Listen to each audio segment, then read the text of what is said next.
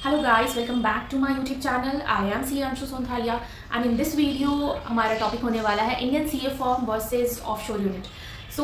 काफ़ी सारे स्टूडेंट्स और काफ़ी सारे क्वालिफाइड CAs की तरह मुझे भी बहुत कन्फ्यूजन हुई थी जब मैंने अपना CA क्वालिफाइड किया था कि कौन सा बेटर होगा, क्या दोनों में डिफरेंस है। बेसिक डिफरेंस मैं आपको बताने वाली हूँ in the perspective of work, in the perspective of learning, salary and etcetera.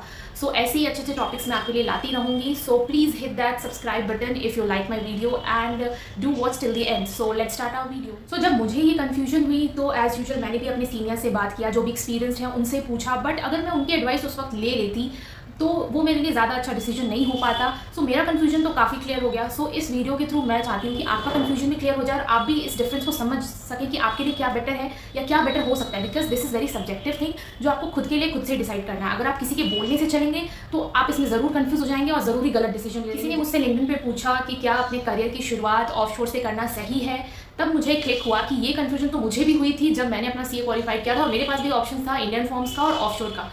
मुझे लगा ये काफ़ी अच्छा टॉपिक है अपना पर्सपेक्टिव सामने रखने के लिए, अगर किसी की भी हेल्प हो जाए। तो सबसे पहले बात करते हैं लर्निंग पर्सपेक्टिव की।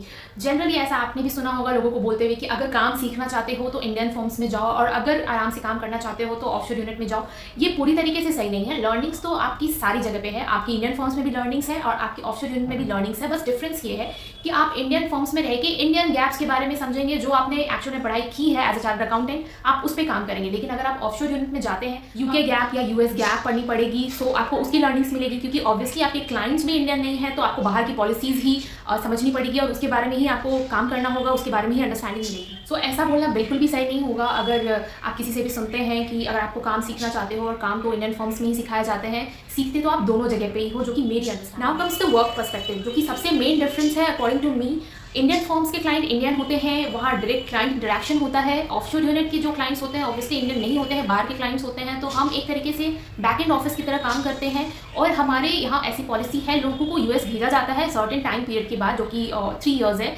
और ऐसा नहीं है बिल्कुल भी कि हमारा डायरेक्ट क्लाइंट इंटरेक्शन बिल्कुल भी नहीं है, ये बोलना बिल्कुल भी सही नहीं होगा। और वर्क लाइफ बैलेंस की बात करें तो ऑब्वियसली उसमें ऑफशोर बेटर है, क्योंकि मेरे भी बहुत सारे फ्रेंड्स हैं इंडियन फॉर्म्स में। सो मैंने भी देखा है कि उसमें रिगरसली काम जो है वो थ्रू आउट द ईयर ही रहता है, सैटरडे संडे तक आफत हो जाती है छुट्टी लेने पे। बट ऐसा केस ऑफशोर में बिल्कुल भी नहीं है। यहाँ का वर्क लाइफ बैलेंस जो है, जो कि सबसे बेस्ट लगता है मुझे, कि ऐसा नहीं है कि आपको काम ही करते रहना है, काम ही करते रहना है। सो ऐसा केस नहीं है, जो कि इंडियन फॉर्म के केस में मोस्टली होता है और आप देख सकते हैं और आप किसी से भी पूछ सकते हैं इस चीज़ के बारे में।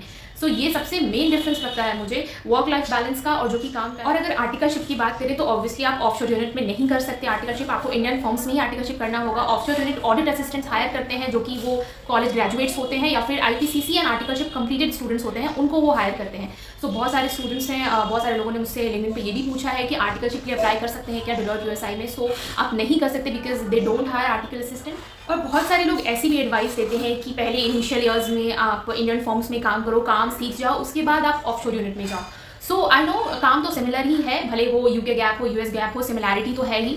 बट अगर आपको जाना ही है लास्ट में ऑफशोर यूनिट में काम करने के लिए ही, तो आप इनिशियल टाइम से ही क्यों नहीं उसमें काम करो, ताकि आप स्टार्टिंग से ही बेस जीरो से ही सीखो वहीं पर। आपको अगर वहीं पे काम करना है, वहीं पे रहना है, तो मुझे ये लॉजिक बिल्कुल भी समझ में नहीं आती कि इनिशियल टाइम में आप काम कर लो इंडियन फॉर्म्स में, देन आप ऑफशोर में जाओ आराम से कुछ टाइम के बाद, कुछ सालों के बाद। सो ये मुझे बिल्कुल भी लॉजिकल लगता है। मे बी कुछ लोगों के लिए ये सही होगा। So it's all about perspective. So मेरे हिसाब से अगर आपको जाना ही है तो आप स्टार्टिंग से ही उसमें जा सकते हो, कोई दिक्कत नहीं है, आप काम सीखोगे और काम। Now comes the salary part, which is the most important part. So obviously salary जो है ये आप सभी को पता भी होगा कि ऑफशोर यूनिट में जो भी होते हैं वो सैलरी ज़्यादा प्रोवाइड की जाती है और इंडियन फॉर्म से कंपेरेटिवली थोड़ी सी कम रहती है। फॉर सपोज अगर आपकी सैलरी इंडियन फॉर्म्स में 8 लाख रुपीज़ है, तो वही काम के लिए आपको सैलरी ऑफशोर यूनिट में 10 lakhs मिलेगी। सो ये भी एक फैक्ट होता है कि बहुत लोग सैलरी के कारण भी ऑफशोर को चूज़ कर लेते हैं। बट मैंने क्यों चूज़ किया, उसके पीछे काफ़ी सारे रीजंस हैं कि मुझे वर्क लाइफ बैलेंस चाहिए था, मुझे बिल्कुल भी, because I am not able to handle that pressure. अगर आप उतना हैंडल कर सकते हैं तभी आप उसको चूज़ करें, क्योंकि बहुत ज़्यादा प्रेशर होता है। मैंने देखा है और मैंने फील किया है अपने फ्रेंड्स के थ्रू, मेरे काफ़ी क्लोज फ्रेंड्स अब उसमें हैं। सो ये सारे कुछ पॉइंट्स थे जिनको ध्यान में रख के मैंने अपना डिसीजन लिया था और मुझे लगता है कि मैंने बिल्कुल ही सही डिसीजन लिया था, जो कि मैंने ऑफशोर यूनिट में काम करने का लिया। और उस वक्त भी मुझे बहुत सारे लोगों ने बोला था कि इंडियन फॉर्म्स को चूज़ करना चाहिए था, but I don't regret my decision. ये बहुत ही सब्जेक्टिव थिंग है और मुझे लगता है ये सारे पॉइंट्स आपको भी हेल्प करेंगे आपके डिसीजन लेने में और आप अपना डिसीजन खुद लें, किसी के बोलने पे ना जाएं। So I hope you like this video. Please hit that like, share and subscribe button and keep supporting and keep loving. Bye bye.